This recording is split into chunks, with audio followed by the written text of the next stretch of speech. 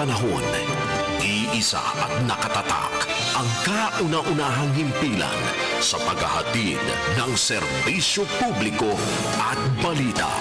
Ito ang Radio Mindanao Networks. Higit 6 na dekada sa paglilingkod sa masang Pilipino. Sa Metro Manila, ito ang DZXL 558 Radyo Trabaho, ang inyong gabay sa hanap buhay. Oras natin mga kasama, 11:11. Mahirap ba maging Grab driver? Graduate po ako ng K-12. Qualified ba ako para maging call center agent? Meron bang insurance ang mga angkas driver at passenger nito? Usapang Trabaho. Sasagutin ang pagtapak sa inyong mga tumpag na tanong. Usapang Trabaho. Isang programa na ang sentro ng diskusyon ay ang iba't ibang propesyon. Malayo man kayo sa kanilang katayuan, pero meron kang matututunan sa Usapang Trabaho. At kung ikaw ay naghahanap ng trabaho, ito ang programang swak na swak para sa iyo. Dahil may mga job openings mula domestic hanggang abroad, ang ibabahagi namin sa inyo. Usapang Trabaho. Kasamang masipag sa pagbibigay ng trabaho, Boss Ramcy Tirona. Usapang Trabaho. Basta trabaho. Tutog na. Araw-araw. Sa unang-una, nag-iisa at tunay na gabay sa hanap buhay. DZXL 558 Radyo Trabaho. Kung trabaho ang hanap mo, Usapang Trabaho. Kasamang masipag sa pagbibigay ng trabaho, Boss Ramcy Tirona. kung trabaho ang hanap mo, trabaho, kung trabaho ang hagad mo. Usapang Trabaho. Kasamang masipag sa pagbibigay ng trabaho, Boss Ramcy Tirona. DZXL Radyo Trabaho, kagapay mo, kaibigan narito. Basta tungkol sa trabaho, dito lang yan pag-uusapan. Sa Usapang Trabaho, trabaho lang, walang personalan. 11:13 ang oras natin mga kasama. Ako po ang inyong lingkod, Radyoman Ramcy Tirona. Welcome sa Usapang Trabaho! Sa isang napakagandang araw ng Huwebes. It is August 4, 2022. And of course, today is a very special day dahil mamaya may mga kapanayam tayo. Very, very inspiring. And of course, makapupulutan nyo rin po ng aral. At syempre, hatid din namin sa inyo ang ating mga maiinit na balita at marami pang iba. Dito lang sa Usapang Trabaho. Kasamang masipag sa pagbibigay ng trabaho, Boss Ramcy Tirona. So 11:13 ang oras natin mga kasama. At syempre doon sa ating mga tagapakinig, tayo po ay napapanood ng live sa ating Facebook page RMNDZXL 558 Manila. At ganoon din po sa ating YouTube channel. Hanapin nyo lang po ang DZXL 558. Sa mga interesado po magpadala ng kani-kanilang mga resume, of course, syempre, wag natin kakalimutan ng ating email address, which is radyotrabaho@gmail.com. Yan po yung ating email address kung saan pwede kayo magpadala ng mga resumes ninyo para doon sa mga naririnig nating mga job openings. At marami pang iba. So better yet na subukan ninyo na masubukan at mapakinggan kung ano ang ginagawa natin dito sa Radyo Trabaho. Again, that's radyotrabaho@gmail.com. Padala nyo mga resume nyo dyan. And syempre, ang Radyo Trabaho text line natin 0967-372-9014. At ngayon pala, August, nakakalimutan nating lahat, buwan ng wika, no? It is buwan ng wika, kaya hanggat maaari, subukan natin yung magpasok din ng mga trivia, no, tungkol dyan sa buwan ng wika. Siguro doon sa programa natin sa Unang Radyo, Unang Balita. But now, of course, magpasok muna tayo ng mga reports mula sa ating mga kasamang radyomen. At ito na nga, pagtatayo ng sariling gusali ng COMELEC, tuloy na. Alamin natin ang detalye mula kay XL Radyoman 2, Joyce Adra. DZXL Radyoman Report. Kinumpirma ng COMELEC na tuloy na ang pagtatayo nila ng sariling gusali sa Baclaran, Parañaque. Ito ay matapos na basbasaan ng Budget Department ang pagpapalabas ng pondo para sa pagtatayo ng tanggapan ng COMELEC. aabot sa 8 bilyong peso ang budget na nakalaan na para sa 3 ektaryang lupain ng COMELEC sa Baclaran. Aminado ang COMELEC na nahihirapan silang kumilo sa kanilang ahensya dahil magkakahiwalay ang kanilang warehouse, main office at iba pang departamento. Kasama mo sa COMELEC, Radyo Mandos, Joyce Colantas Adra, Tatak Armen, DZXL 558. Maraming salamat Radyoman Joyce Adra. At syempre nga pala, para sa mga nagtatanong, ano nga ba pag-uusapan natin mamaya? Bakit inspiring? Bakit maganda yung ating mga pagkikwentuhan mamaya? Well, it's all about the Asia CEO Awards. Pero ang alam niyo ba na ang isa sa bumubuo nitong CEO Awards na ito ay may magandang kwento, which will also inspire every one of us. Kaya abangan niyo po yan. Samantala, ang DepEd sinigurong tuloy na ang pasukan sa Agosto 22 ngayong taon. Alamin natin ang detalye mula kay XL Radyoman 3, Silvestre Rambolabay. DZXL Radyoman Report. Iniyak ng pamunuan ng Department of Education na tuloy na ang pasukan sa darating ng Agosto 22 ngayong taon kung saan umabot sa 15.2 milyon na mga estudyante ang nakapag-enroll na sa buong bansa. Sa ginanap na presscon sa tanggapan ng DepEd, sinabi ni Attorney Reynold Montaya, Office of Vice President Spokesperson, Attorney Michael Poa, ang DepEd spokesperson, umabot na sa 18 billion pesos ang kakailanganin upang makagawa ng proyekto kung saan 41 billion peso dito ang kakailanganin naman ng kagawaran sa mga backlog ng mga eskwelahan. Dagdag pa ni POA, ang 2 billion pesos lang ang ibinigay para sa quick response, ngayong 4 na bilyong piso ang dapat nakakailanganin para matugunan ang lahat ng mga apektadong lugar. Paliwanag pa ni POA, nakikipag-ugnay na rin sila ang ahensya sa iba't ibang sangay ng gobyerno upang para naman sa temporary learning places kung saan ay kinukonsidera nila na ang bilang ng mga estudyante at silid-aralan na lubhang naapektuhan ng lindol. Ikinakonsidera rin ng kagawaran ng blending, shifting learning, self-learning at modules. Kasama mo sa DepEd, Radyoman 3, Silvestre Labay, Tatak Armen, DZXL 558. Good morning! Ayun, maraming salamat Radyoman Silvestre Labay. Samantala ang BJMP Manila nakikiisa sa Brigada Balik Eskwela 2022.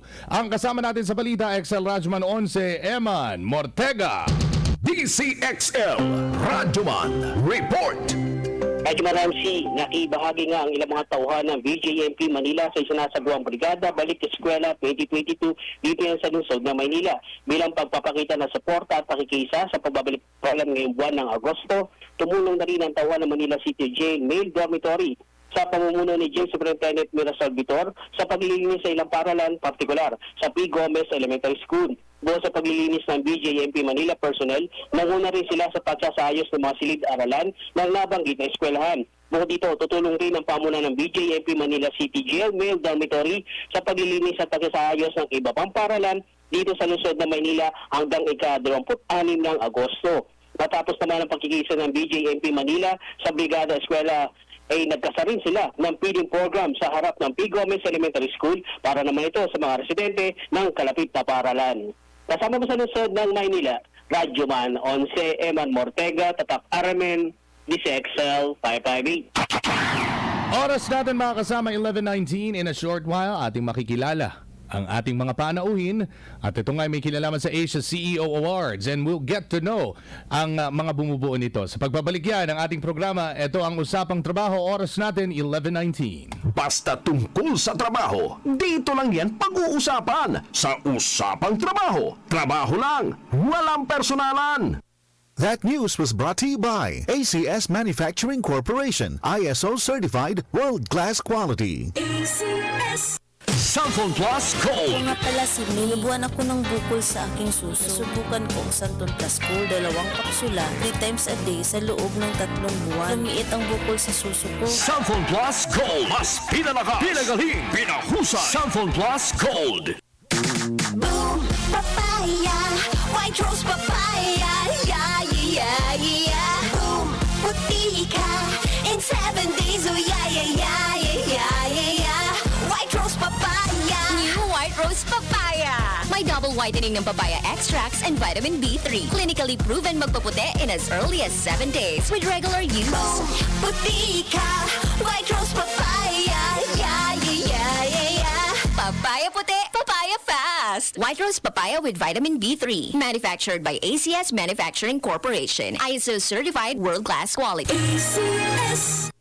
Tayo na at sabay-sabay na tumutok sa palatuntunang maghahatid ng kaalamang ikauunlad ng ating kabuhayan. Makinig at umasenso gamit ang iba't ibang produkto, serbisyo at programang pautang hatid ng Land Bank of the Philippines. Dito lang yan sa Balitang Land Bank. Balitang Land Bank. Tuwing Martes alas 5:30 ng umaga sa RMN stations nationwide. Mapapanood din ito sa Facebook at YouTube Live ng RMN stations at sa Signal TV Channel 309. Para sa iba pang updates, i-like, follow at share ang official Land Bank Facebook, Instagram at YouTube accounts na at Land Bank Official at LBP_official sa Twitter, Land Bank sa Viber. O kaya naman pumunta sa official Land Bank website sa www.landbank.com. Hatid sa inyo ng Land Bank, serving the nation. Sa Metro Manila, DZXL Radyo Trabaho. Ang tunay na gabay sa hanap buhay. Basta tungkol sa trabaho, dito lang yan pag-uusapan sa Usapang Trabaho. Trabaho lang, walang personalan. Good morning! Oras natin 11:22 at muli pong nagbabalik ang ating programa, and speaking of inspirational and of course something aspirational as well, ating mga kapanayam ang mga kasama natin from the Asia CEO Awards, and we have the President and CEO, ganun din ang Chairman ng Asia CEO Awards, si Ma'am Rebecca Bustamante and Sir Richard Mills, live via Zoom. Welcome to the program and good morning. Hello, good morning. Yes, hello, hi. Thank you for inviting us. Yes, we are so happy to have you. Glad to Ma'am be Rebecca. here. Yes, and Sir Richard. There you go. How are you guys? How's your morning so far?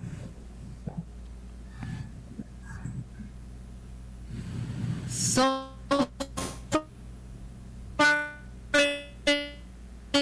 it's good. Very positive. Nice weather. Can you hear us okay? My goodness.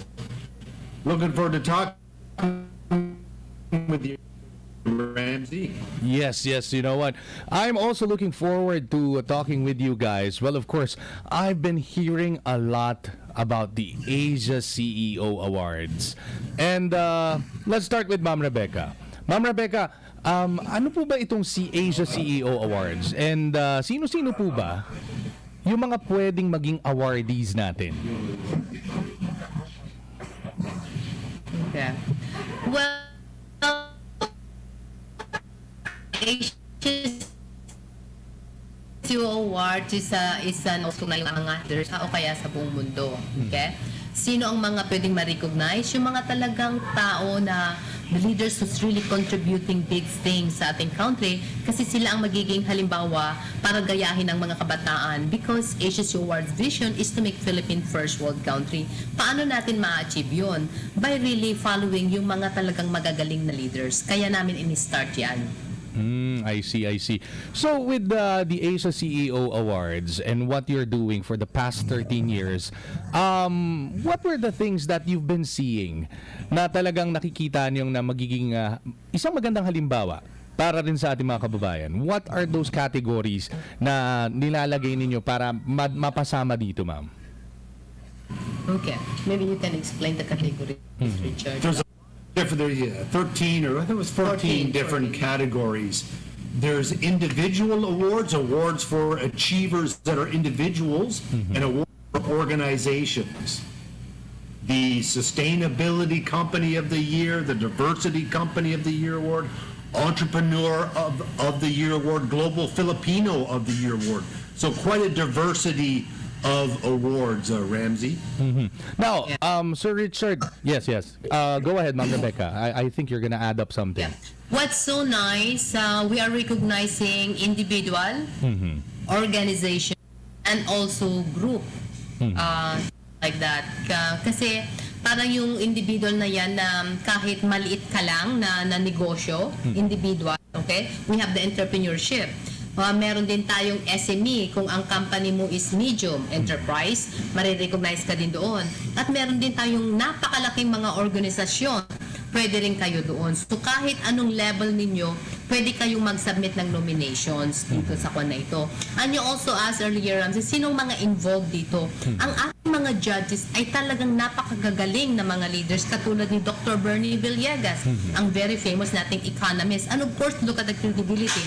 Architect Palafax, halimbawa, si Don Felwam ng American Chamber, of course Richard Mills ng very involved sa Canadian industry, halimbawa ganyan. So meron din tayo sa si Bing, what's Bing's last name again? She is she is the mother president of franchising in Philippines. Yes. So things like that. Darlene Berbravis, who used to be the president of Pag-ibig. So these ang ating mga judges ay talagang industry leaders natin sila. So alam nila kung ano man ang sinasubmit ng mga nominees, alam nila talaga. At saka of course, PwC, yung Pricewaterhouse, sila lahat ay nakakatanggap ng mga nominations. So they are the one who really scrutinize all the information na sinasubmit, pati yung mga supporting documents. Kaya ito walang bayad, ito libre ito.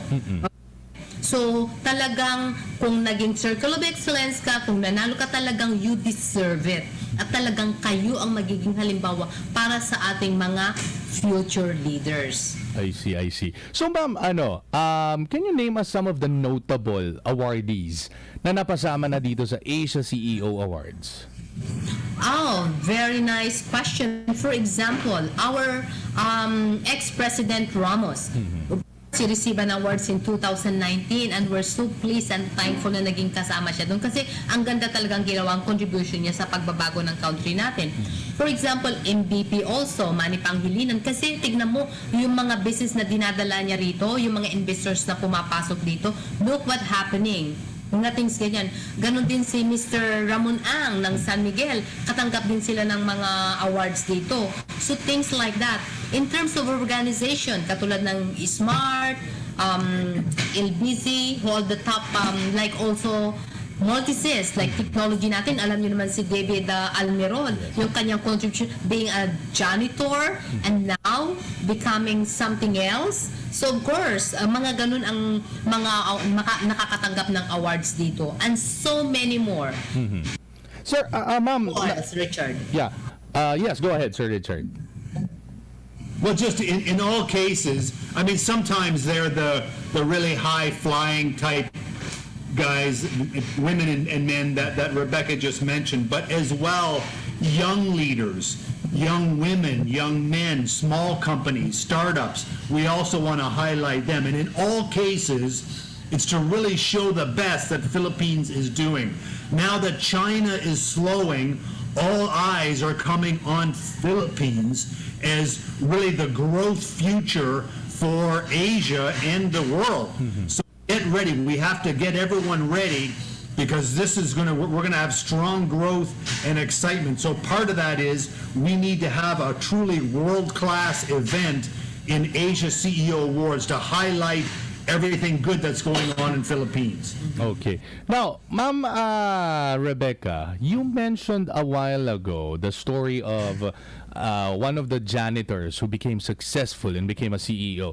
I heard you also have the same story that you started out, sabi nga nila, rags to riches ang nangyari sa inyo. Very, very inspirational. Made to made.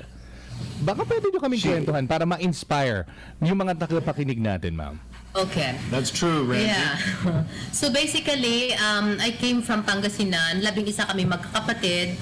Our mother passed away when I was 18 years old. At iniwanan niya ako ng mas 4 younger siblings. Okay? Yung sumunod sa akin that time was third year high school at bunso namin that time was 6 years old. So, ang tatay namin wala namang proper trabaho. Mga kuya ko may mga asawa na noon. So, talagang I took over the responsibility kung paano ko mabuhay itong mga kapatid kong to. So, to cut this story short, I really decided to work in Singapore as a domestic helper. Kasi that's the only way after high school graduate. Anong trabaho makukuha ko sa factory? Magkano lang yon.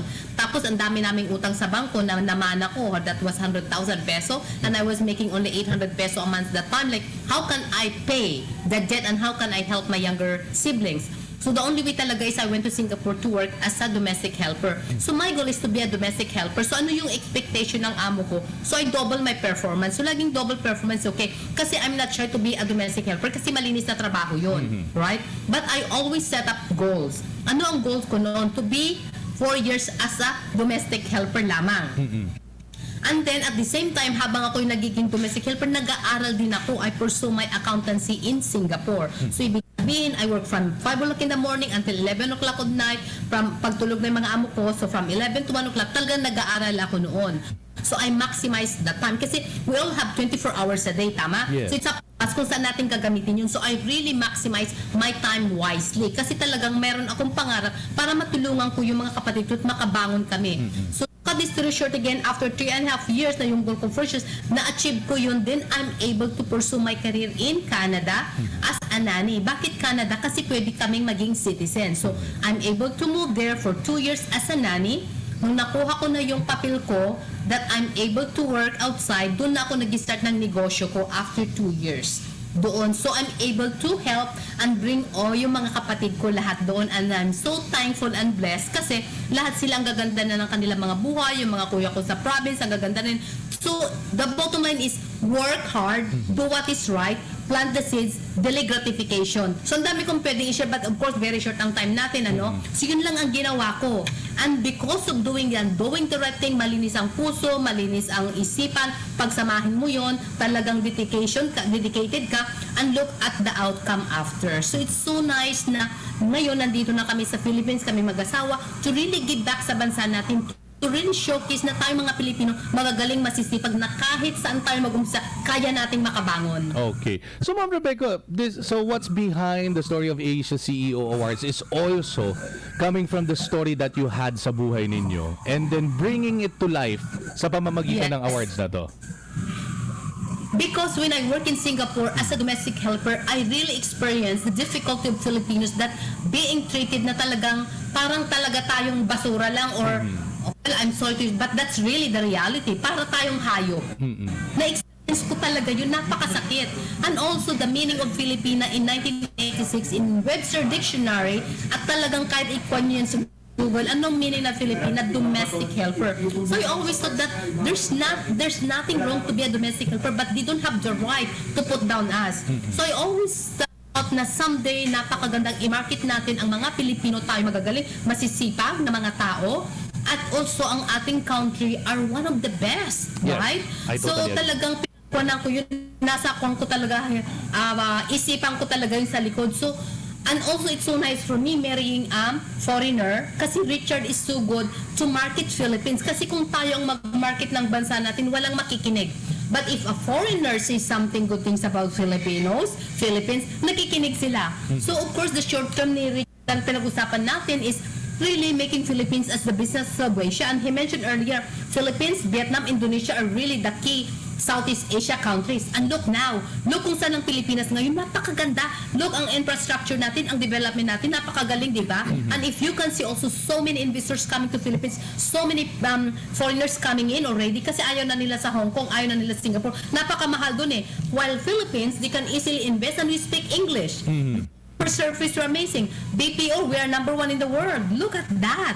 Isn't that beautiful? Yeah. And then, continue natin na ipagpatuloy ito and at the same time, yung edukasyon natin, grabe. So, in 2030, definitely, magiging first world tayo and it's already happening. Okay. So, yung driver ko kung bakit. Now, I wanna ask Sir Richard this time. You fell in love with Ma'am Rebecca, but I have another question with regards to that. What made you fall in love with the Philippines? Well, it's a good question. I came here, Ramsey. She brought me here. So people often say, well, Richard, is it true that she actually asked you to marry her? And it was. And it was more like she put me in a corner and she said, are you going to marry me or not? And so I said, well, I guess she must be the one. So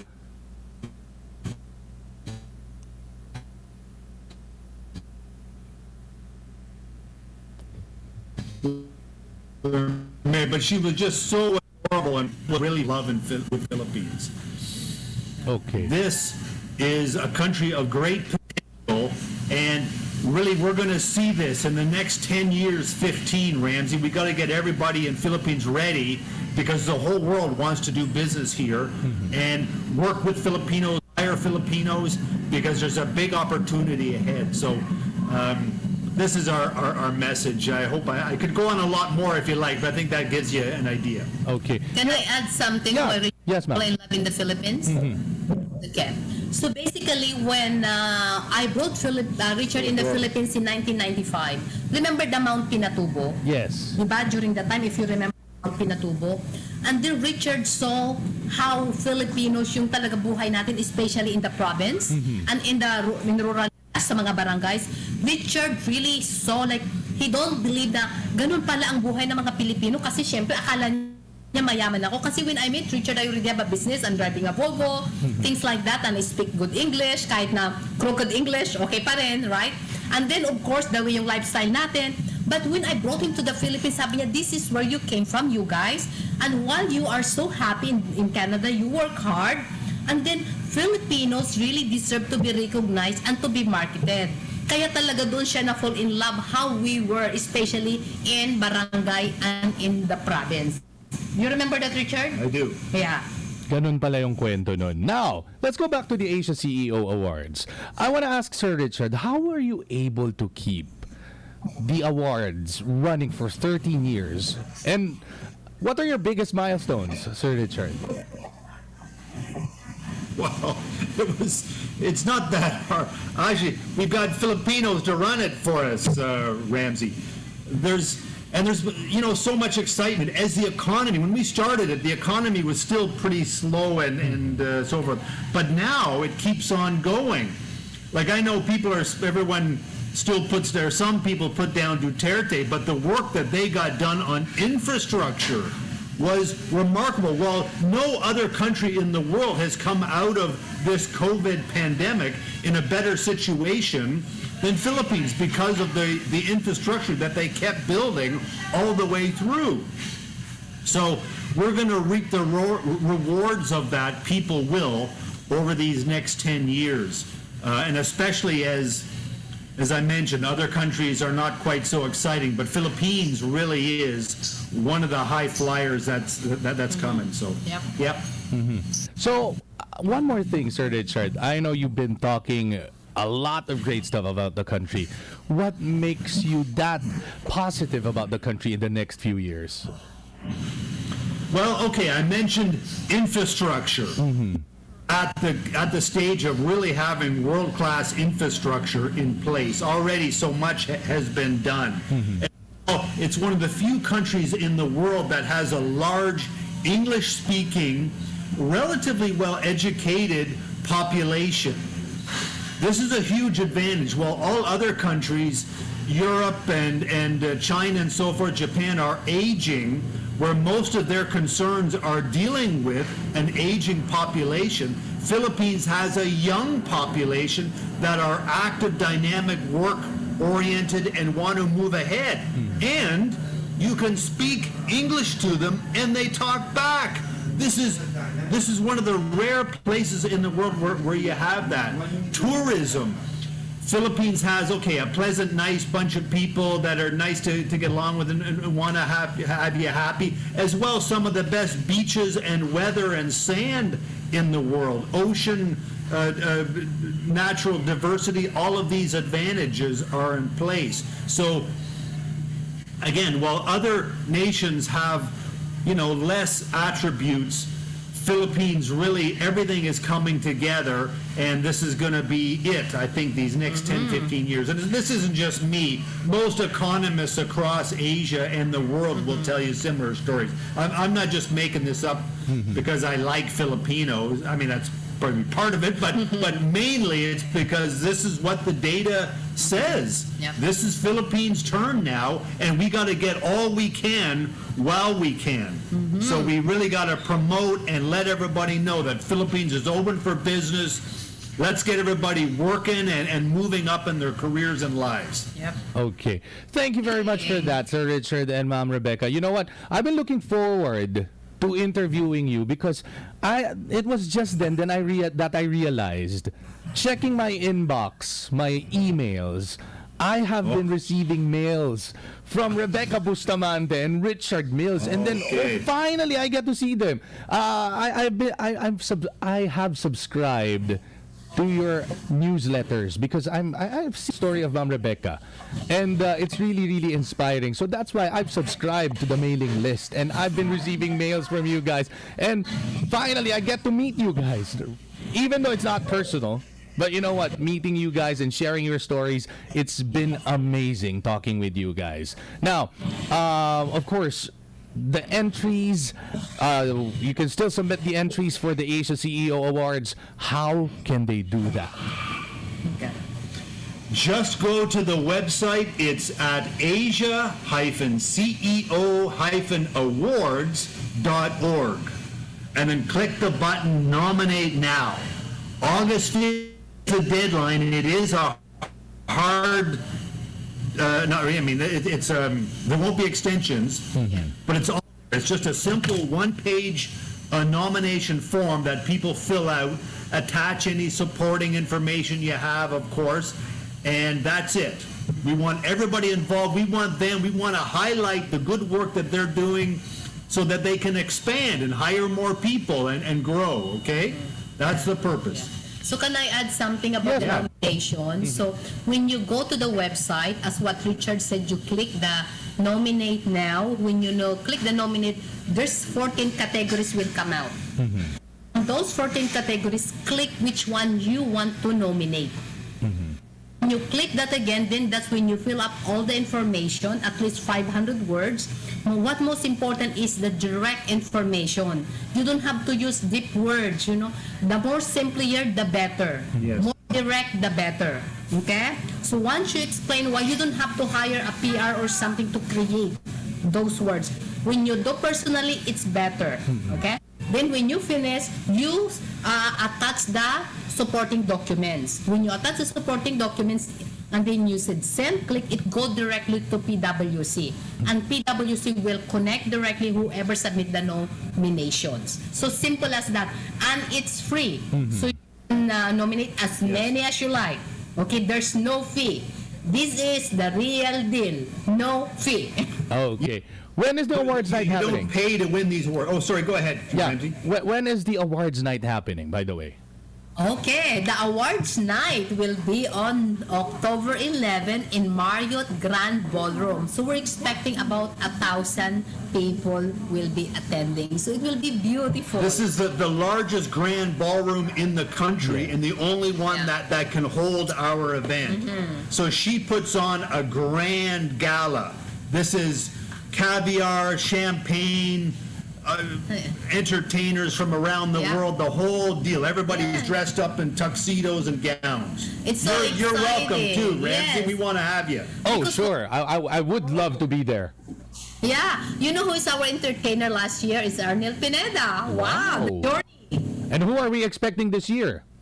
Well, this year we do still secret. Oh. Because, She likes the drama. yeah, of course you have to do the drama, right? So, but this year it will be beautiful because the last 2 years it was really online. This time it's face to face, and we want to showcase again around the world that we're back. Okay.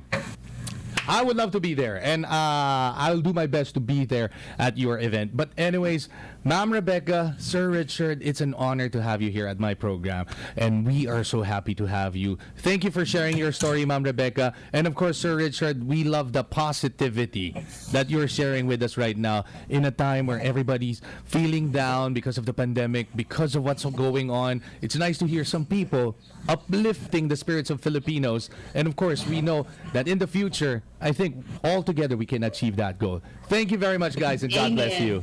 Yeah. Thank you, Ramsey. Thank you, Ramsey. Really good. Mabuhay. And continue, making the noise. Great work. Thank you very much. Okay. Bye-bye. That's it, ladies and gentlemen. The President and CEO and as well the Chairman ng Asia CEO Awards, Ma'am Rebecca Bustamante and Sir Richard Mills. And of course, magbabalik pa ating programa. We got more reports sa aming pagbabalik. Oras natin, 11:45. Usapang Trabaho, kasamang masipag sa pagbibigay ng trabaho. Boss Ramcy Tirona. That news was brought to you by ACS Manufacturing Corporation, ISO certified world-class quality. ACS. Cellphone Plus Gold. Pala si Tony. Problema ko ang paglaki ng aking prostate. Nang malaman ko ang kaepektibo ng Cellphone Plus Gold, sinubukan ko ito at sa loob lamang ng 2 buwan, lumiit na ang prostate ko at nakakalakad na ako. Cellphone Plus Gold. Mas pinalakas, pinagali, pinahusa. Cellphone Plus Gold. Mabili sa mga butika. Cellphone Plus Coffee Mix. Ako si Teddy, isang estudyante. Favorite ko talaga ang Santon Plus Coffee Mix dahil walang pangangasim sa tiyan. Swabe hanggang sa huling patak. Cellphone Plus Coffee Mix. Kape na, gamot pa. Mabibili sa mga butika.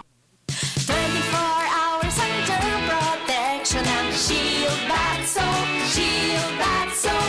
24 hours under protection ng Shield Bath Soap. Shield Bath Soap. Protektahan ang kalusugan ng pamilya. Mag-Shield Bath Soap regularly. Kills 99.9% ng germs at recommended pa ng Philippine Nurses Association. Shield Bath Soap. Shield Bath Soap. Shield. Galit sa sakit, may malasakit. Shield Bath Soap. Manufactured by ACS Manufacturing Corporation. ISO certified. World-class quality. ACS. What happened? Bakit mukhang buda ng Shih Tzu ko? Ay, sorry. Ayusin ko po, ma'am. Poor eyesight, poor doggy. Come to EO Executive Optical for state-of-the-art facilities, expert eye care, affordable eyewear. Finish na, ma'am. Wow, pang dog show! EO, love your eyes. For expert eye care, come to EO Executive Optical with over 200 stores nationwide. EO Executive Optical. Love your eyes. Pride Bar, hindi lang puti, kisla puti. Pag nilaban sa Pride Bar Blue, ang puting damit ay magiging Mas puti ito, mas puti ito, mas puti ito. sa Pride Bar Blue. Pwedeng hindi na ako magtina, anyel o bleach dahil ang Pride Bar Blue ay may power whitener na nanunuot sa bawat hibla. Kaya ang damit ay kisla puti at panayan pa sa kamay. Mas puti ito, mas puti ito, mas puti ito. Pride Bar Blue with power whitener. Di lang puti, kisla puti. Pride Bar Blue. Manufactured by ACS Manufacturing Corporation. ISO certified. World-class quality. ACS. A blessed day to you. I'm Reverend Philip Taroja. I'm a pastor and I've been serving the Lord since 1977. When the lockdown was announced, my mind went bizarre and bizarre. All of us experienced anxiety. I had to take care of my body. God introduced me to MX3. Kita ko talaga yung impact. And I thank God for guiding me. That's what I find in MX3. Mahalagang paalala, ang MX3 capsule ay hindi gamot at hindi dapat gamitin panggamot sa anumang uri ng sakit. Sa Metro Manila, DZXL Radyo Trabaho. DZXL. Ang tunay na gabay sa hanap buhay. Usapang Trabaho, kasamang masipag sa pagbibigay ng trabaho. Boss Ramcy Tirona. At maling nagbabalik ang ating programa. Balik tayo sa mga reports natin. MMDA nakiisa sa pagdiriwang ng Buwan ng Wika. Ang kasama natin sa Balita XL Radyo Mantres, Silvestre Rambolabay. Nakiisa ang Metropolitan Manila Development Authority o MMDA sa pagdiriwang ng Buwan ng Wikang Pilipino tuwing buwan ng Agosto. Ang pagdiriwang sa Buwan ng Wika na may temang Pilipino at mga katutubong wika, kasangkapan sa pagtuklas at paglikha ay bilang pagpapahalaga, pagmamahal at pagmamalaki sa wikang Pilipino. Matatanda na noong 2021, kabilang din ang MMDA sa tumanggap na selyo ng kahusayan sa serbisyo publiko.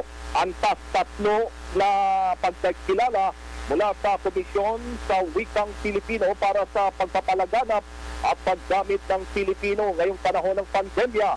Kinikilala ng parangal ang mga ahensya at lokal na pamahalaan na tumatalima sa kutusang tagapagpaganap bilang 335 kung saan ay hinihimok ang lahat ng mga kagawaran, kawanihan, opisina, ahensya at pamahalaan na gamitin ang wikang Pilipino sa mga opisyal na transaksyon, komunikasyon at korespondensiya.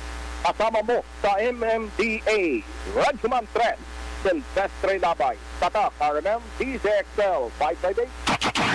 Ang DOH at LGUs dapat magtulungan sa ibayong pagpapalaganap ng impormasyon tungkol sa monkeypox.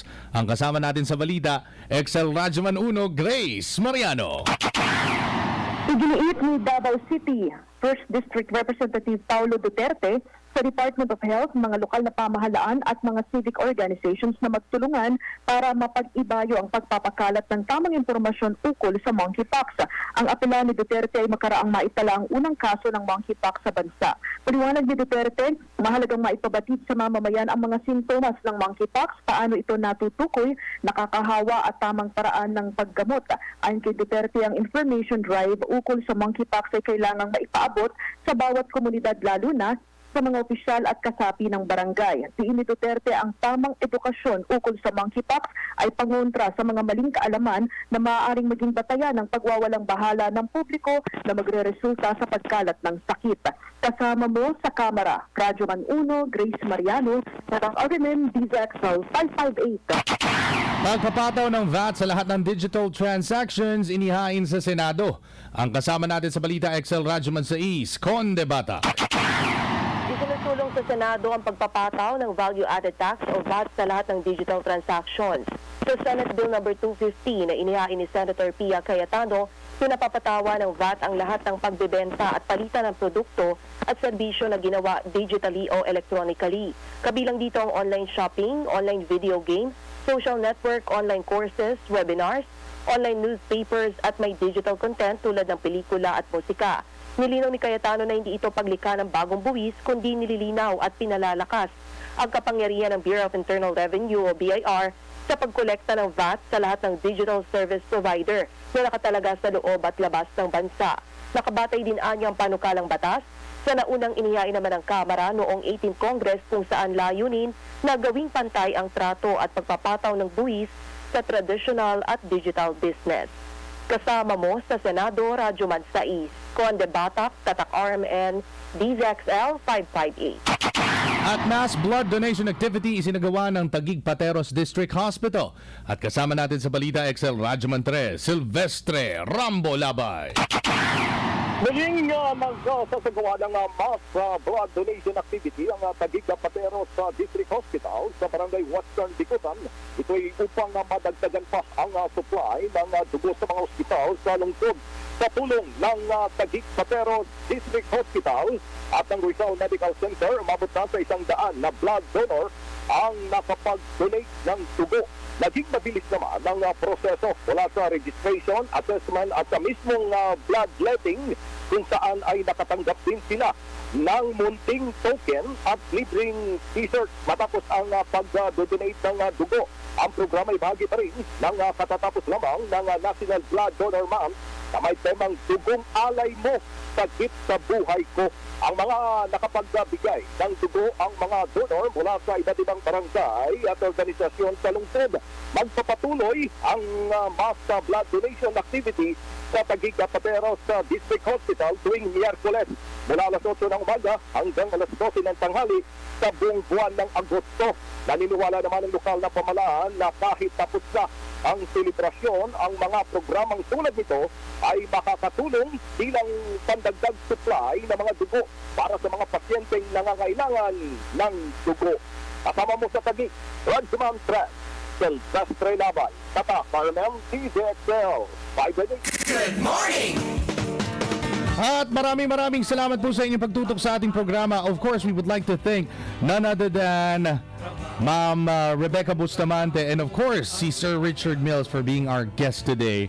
At sana po na-inspire din po kayo sa kwento ng ating mga naging guest. And of course, nominate na din po kayo ng inyong mga nominees sa Asia CEO Awards. Ako po ang inyong lingkod, Radyoman Ramcy Tirona. Bukas po ulit, magsama-sama tayo dito lang sa Usapang Trabaho. At ang oras natin, 11:54, RMN News Nationwide, susunod na. Basta tungkol sa trabaho, dito lang yan pag-uusapan sa Usapang Trabaho. Trabaho lang, walang personalan.